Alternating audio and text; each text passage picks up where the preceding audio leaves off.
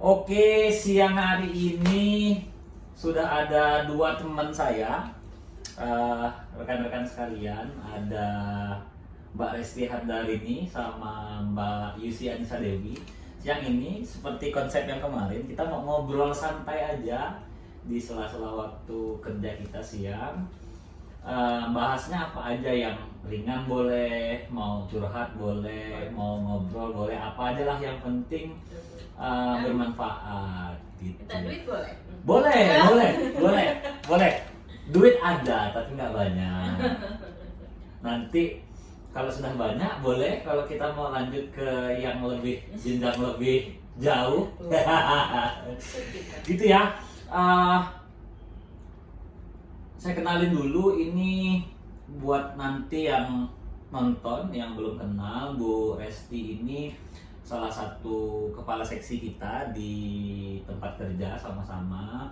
Kalau Bu Dewi ini, Mbak Dewi itu pelaksananya. Jadi ini memang duet maut ini, duet maut, best of the best di tempat kerja gitu ya. Gitu. Oke. Boleh Bu Resti, Bu Dewi mau ngomong apa nih hari ini? Siang ini kita ngobrol apa sambil nunggu minum deh. Nanti kita minum kopi apa teh? Teh ya, perempuan teh ya. Kalau laki kopi ya. Dan malu-malu kayak ngomong. Gak malu Pak, cuman heran aja Bapak kok bikin YouTube itu kenapa? Kan nggak biasa, maksudnya dari tadinya kan Bapak nggak pernah update apa-apa, tidak pernah membuat video apa-apa, tiba-tiba update kok bikin konten YouTube, ada apa sih? Yang pertama, kenapa buat YouTube? Akhir-akhir ini kan memang secara pekerjaan kita nggak sesibuk biasanya ya, walaupun memang aktivitasnya banyak. Jadi ketimbang keisi hal-hal yang negatif di jam-jam santai, lebih baik ngobrol kayak gini. Sama kayak yang saya sampaikan di video pembukaan kemarin sih, pengennya ke depan kan siapa saja bisa. Misalnya nanti teman-teman tenaga kerja, bisa juga nanti atasan-atasan kita yang suaranya perlu didengar. Mungkin kalau dari atasan lebih ke masukan, kritikan, kalau dari teman-teman di bawah juga mungkin ada harapan yang mau disampaikan, ada masukan. Nah ini kan kayak Dewi nih, ada masukan apa ke perusahaan kah, tempat kita kerja, atau ke pribadi, atau ke teman-teman. Jadi hal itu harapannya bisa membantu program perusahaan mendengarkan apa sih keluhan, apa ada masukan baru, apa ada input-input baru yang tujuannya supaya kita lebih baik, baik secara personal maupun secara, ya Neng masuk aja Neng, sambil minum kita ya, kayak tadi kita bilang sambil minum, senyum. Cuman teh tapi ini maklum ya, masih mulai perdana. Jadi ya mana tahu besok jadi kontennya wow, buzzer nggak tahu. siap.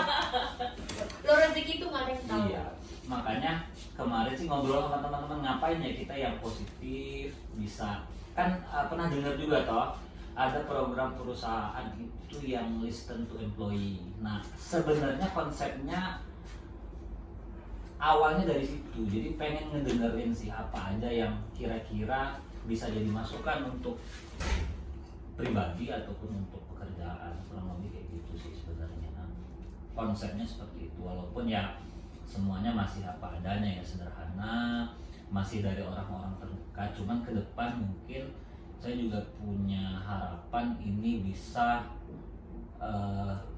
mencapai semua ya, maksudnya mencapai itu dari semua level. Kita nggak ngobrolnya itu nggak, bukan atasan bukan bawahan, tapi benar-benar ya ngobrol, bisa sharing satu dengan yang lain dan dapat input baru lah, minimal kayak gitulah. Sebenarnya temanya hari ini sih saya tuh pengen bahas kenapa sih perempuan harus kerja gitu. Kenapa Dewi akhirnya milih kerja, kenapa Resti milih kerja, walaupun dalam konteksnya kita dikerja di tempat yang sama ya, tapi menurut kalian tuh kenapa sih perempuan harus kerja misalnya? Apa pentingnya, apa nggak cukup dari suaminya, atau nanti dari cowoknya, apa belum cukup atau gimana? Calon suami Pak. Calon suami ya. Iya dong. Nanti kalau ada yang mau silahkan hubungi saya. Udah ada. Oh sudah ada, Udah nggak ada. jadi Udah ya, ada. nggak jadi ya, sudah ada yang mau rupanya. Insya Allah soal dalam waktu dekat. Kalau gitu doain ya, doain supaya Dek Resti, Bu Resti, Mbak Resti ini segera diberikan jodoh yang terbaik. Amin. Amin. Gimana, Deo? Kalau saya ke Dewi Bunda, Santai saya ya. dulu ya. Kalau dari saya pribadi tuh memang dari kuliah dulu, bukan mungkin dari sekolah ya, pengennya itu habis sekolah kuliah tetap bekerja.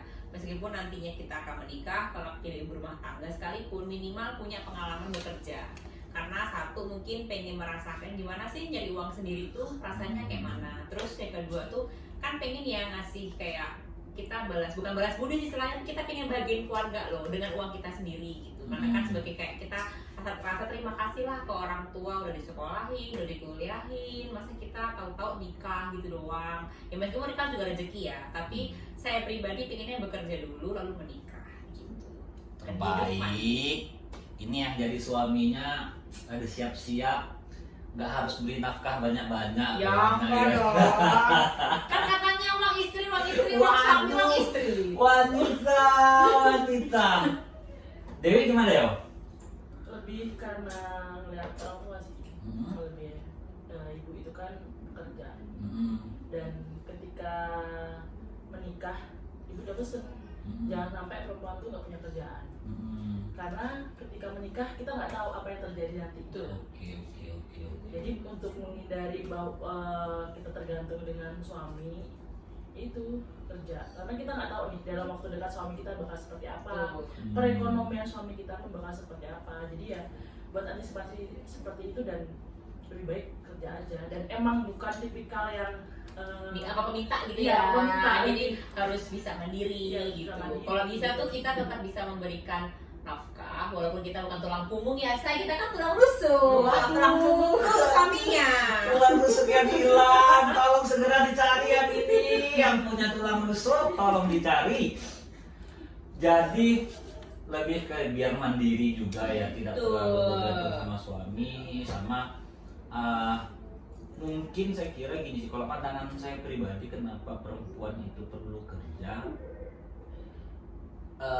karena kan kayaknya ya perempuan tuh lebih mudah jenuh kalau ya, kalau sehari-hari. Jadi kalau misalnya di rumah aja kayaknya cenderung jenuh. Jadi kalau menurutku sih, selain itu tadi pendapatnya Resti sama Dewi soal ya memang harus dalam tanda kutip memberikan yang lebih untuk orang tua dan sebagainya, membantu perekonomian keluarga dan suami supaya juga nggak mandiri, nggak terlalu bergantung suami ya. Karena kadang kita juga nih ya, saya sebagai suami ada ya kalau kita lihat-lihat IG itu kenapa suami kerjaannya ngerokok doang, nongkrong doang, banyak yang dipikirin. Kadang-kadang memang di konteks itu ketika suami itu sibuk kerja, jadi memang perhatian agak berkurang memang ke keluarga. Sehingga saya kira kalau istrinya juga yang kerja, hal-hal yang kayak gitu lebih bisa dimengerti. Jadi agak ada koneksi ya. Bukan berarti ketika diem santai nggak apa-apa di rumah, bukan nggak perhatian lagi sama istrinya, tapi lebih kemikirin hal-hal yang lain. Jadi kalau istrinya juga kerja, kayaknya hal yang kayak gitu bakal bisa dimengerti. Kalau menurut Bapak sendiri ya, memandang perempuan yang bekerja tuh gimana sih Pak? Kan ada nih, kan nggak semua lelaki itu sedang perempuan bekerja loh ya. Iya. Ada yang pengen, enggak, saya maunya nikah sama kamu tapi kamu di rumah aja, gak usah ngapa-ngapain gitu. Terus ada juga yang ya terserah, kamu kerja juga nggak apa-apa gitu. Kalau Bapak pribadi memandang perempuan bekerja tuh gimana sih? Ya, kalau saya sih gini sih ya. Dulu ada senior yang bilang, kalau kita nggak dapat pacar atau calon istri saat kuliah, itu cenderung akan dapat istri dari lingkungan kerja. Nah, konteks itu saya bilang memandang perempuan bekerja itu yang terpenting paham prioritasnya kalau menurutku. Sehingga kalau memang keluarga membutuhkan, paham prioritasnya. Jadi nggak kerja terus segala sesuatu dikerjain terus sampai misal ya, mohon maaf, mungkin anaknya tidak terurus dan sebagainya, suaminya pulang nggak disambut misalnya, atau jarang buatin masak buat suaminya, kayaknya itu jadi Lebih ke ini balik ke Dewi dulu ya, kan saya belum ngalamin. jadi ya kayak gitu. Jadi kalau menurutku selama paham prioritasnya, selama bisa membagi waktu, saya kira juga suaminya mestinya di awal juga Tahu konsekuensi. udah tahu konsekuensi, udah ketemu nih, aku nih kerja nih, kamu kerja, jadi nanti kalau kita sama-sama kerja jangan saling, ya itu dalam keluarga itu pasti ada aja masalahnya. Tapi kalau menurutku sih selama itu tidak diprioritaskan ke pekerjaannya dalam kondisi tertentu ya, cuman kalau urgent ya misal nih kayak contohku, istri kemarin harus berangkat ke Palembang, ya itu kan nggak setiap saat ya kan. Ada kondisi-kondisi tertentu juga yang dimana kita harus saling ngerti, kayak suami ngertiin istrinya, istri ngertiin suaminya. Kayak posisiku sekarang misalnya, beberapa hari dalam seminggu harus nginep di mes dan sebagainya, ya syukur alhamdulillah istri ngerti. Begitu juga sebaliknya. Jadi konsepnya kalau menurutku yang penting paham prioritasnya, dan di awal saat mau nikah, saat masih pacaran itu juga harus ada komitmen. Jadi nggak muncul kamu kerja terus, suami nggak diurusin. Nah, hal-hal yang kayak gitu kadang-kadang kan kalau kita udah berkeluarga sensitif sih sebenarnya gitu. Kalau menurutku ya gitu. Ya itu sih konsepnya, perempuan kerja itu kalau menurutku itu baik selama dia paham prioritasnya. Dan juga suami istri yang sama-sama kerja umumnya secara komunikasi itu lebih baik karena saling ngerti posisi masing-masing. Itu sih kalau menurutku. Itu. Jadi pada sih abis nikah kerja banyak. Masih mau kerja? Masih ya? BU Pak. Aduh, BU. Ya, jangan yang lain, harus U. Nggak boleh yang lain. BU. Kalau Di yang sensor. kalau B yang lain, Di sensor saya nggak nggak boleh. ngerti. Nggak boleh. Mungkin yang lain, Nggak tapi yang boleh. lain. Terus Resti sudah berapa lama kerja? Per tahun ini itu saya masuk GGF tapi dulu kan GGP ya. 2013. 2013, berarti 10 tahun ya? Ya. Dewi? saya- 2017. Baru juga ya, 2017. Udah 6 tahun. 6 tahun. Sudah 10 tahun, sudah 6 tahun. Bapak? Saya masuk 2015. 2015 berarti 8 tahun. Artinya kita bisa dibilang bukan pekerja baru lagi ya, pekerja lama. Nah, kenapa saya tanya itu? Saya pengen tanya sih, apa yang paling menarik menurut kalian selama bekerja di sini? Lingkungan ya. Lingkungannya kenapa? Emang enak. Seru orang-orangnya seru. Seru ya. Wah. Masalah datang setiap hari. Tapi nggak toksik ya, Mbak? Enggak. Seru aja. Seru aja. Ya teman-teman mandor material yang unik-unik gitu. Unik ya. Teman-temannya unik, suasananya enak. Bu Resti 10 tahun ini? Karena kan saya 6 tahun di finance ya Pak. Iya. Terus 4 tahun baru ke produksi gitu. Jadi Saya dulu sering nanyain gaji kok. iya tuh saya marah-marahin. Dimarahin malah. Karena Bapak itu ngomongin saya cuma pas gajian doang. Kalau nggak pas gajian Bapak nggak ngomongin saya. Jadi saya marah. Ini agak diperhalus bahasanya ya. Hei, coba hubungin jangan pas gajian aja sih, cuman bahasanya kayak gitu agak-agak anu lah ya. Coba tuh hari-hari biasa ngomongin juga. Resti apa kabar? Enggak. Ngomonginnya pas tanggal 30 atau 25. Res kapan? Kan Ya. saya tahu itu mesti gajian. Iya. Memang Resti terbaik dari dulu sampai kini ya. Terus di produksi 4 tahun. Jadi menurut saya serunya adalah saya bisa belajar banyak hal dan banyak karakter orang yang saya pelajari. Mungkin yang di masa sekolah sampai kuliah saya nggak nemu nih yang bentukannya kayak bapak. Nah di PH saya nemu nih gitu. Terus di SMA gue ke kuliah saya nggak nemu nih yang bandelnya kayak Dewi. Dia di PH saya nemuin gitu. Gitu. Dewi itu aja, nggak ada yang lain. Nggak ada ya, asik aja Tapi ya. seru kok, hal-hal barunya seru. Dekat rumah juga. Oh, Nah, dekat itu rumah. Iya, juga. Dewi rumahnya deket ya. Karena mungkin faktornya kan dulu waktu pas saya tamat kuliah kan mama udah nggak ada. Kan ayah saya bilang nggak usah jauh-jauh lah kerjanya nak di Lampung-Lampung aja gitu. Karena kebetulan memang kan job fair itu saya keterimanya perkebunan terus Pak. pernah keterima di Astra Passion Saudi. yang Oh ya, Astra Di Kalimantan, Kalimantan. Pak. Yang ke Pontianaknya 10 jam. Berarti sudah putus kalau mantan, Bu. Kok bisa? Kalimantan. Oh iya, Kalimantan. Kalimantan. Terus 1 jamnya ke Malaysia. Wah. Jadi kan saya kan nggak mau ya. Terus dia bilang, ngapain jauh-jauh kerja di kebun? Kalau di kebun-kebun doang di Lampung banyak. Terimalah di sini, ketemu bapak. Iya, saya ketemu serem banget waktu itu, ketemu galak banget, sumpah galak banget.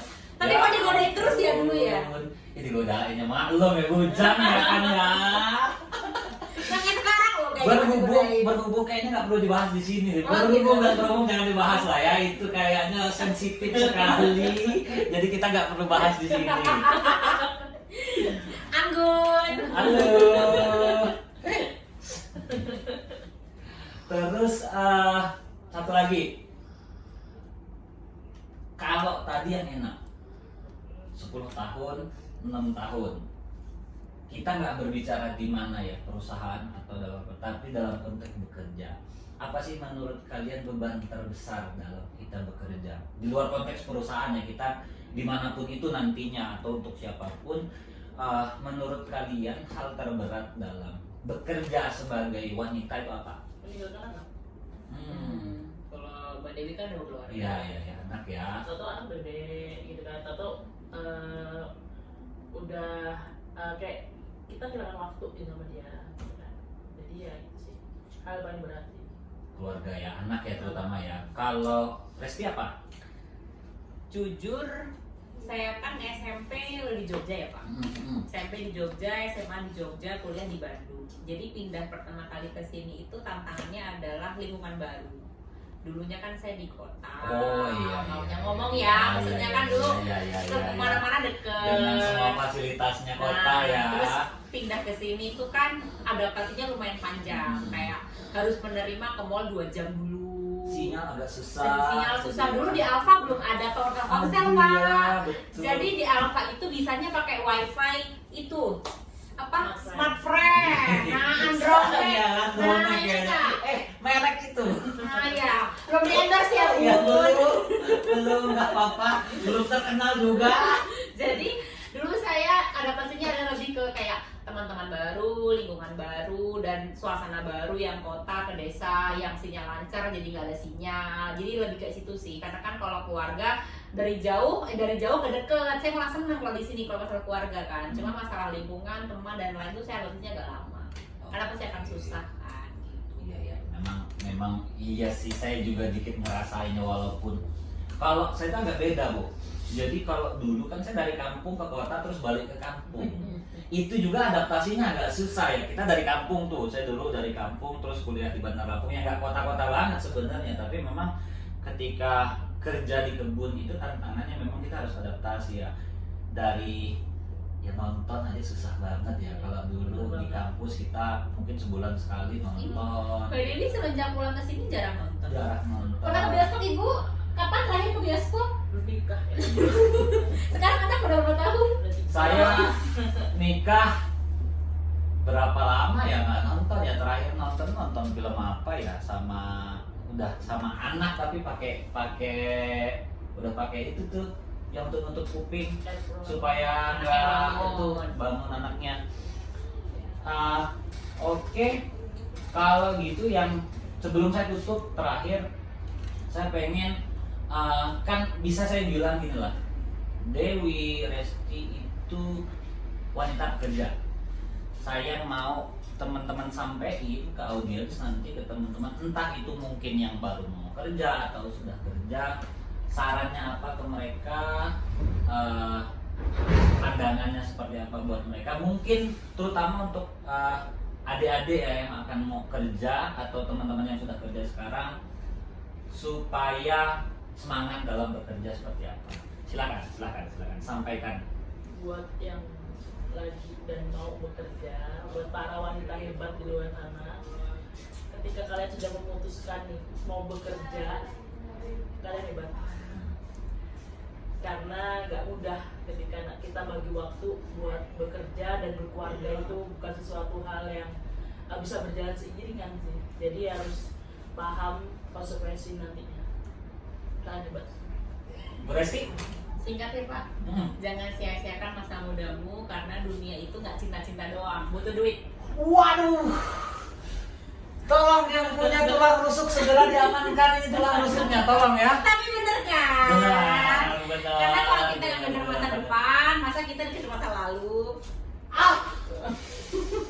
Masa lalu. Saya tahu ceritanya. Nggak usah kita bahas ya. Oke, terima kasih waktunya siang hari ini. Mohon doanya juga supaya ke depan juga bisa lebih banyak lagi kontennya.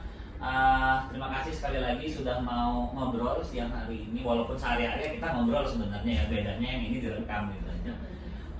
Terima kasih sekali lagi Bu Resti. Teman-teman semua, thank you yang sudah mau lihat. Besok kita ketemu lagi mungkin dengan audiens yang lain, mungkin suatu saat nanti sama Bu Resti atau Bu Dewi lagi. Double dong Semangat bayarannya. double boleh. Oke, thank you, bye.